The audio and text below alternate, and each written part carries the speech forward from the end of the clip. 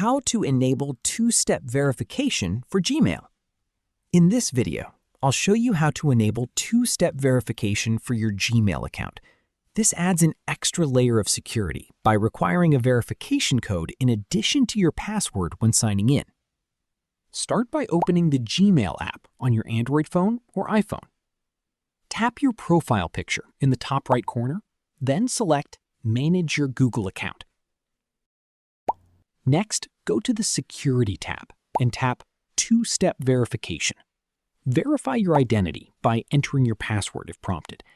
Follow the on-screen instructions to choose your preferred verification method, such as a prompt on your phone, a text message, or an authenticator app.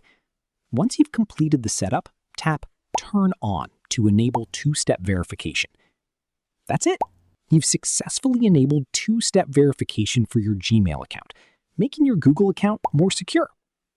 If you find this video informative, click on like, share, and subscribe for more videos.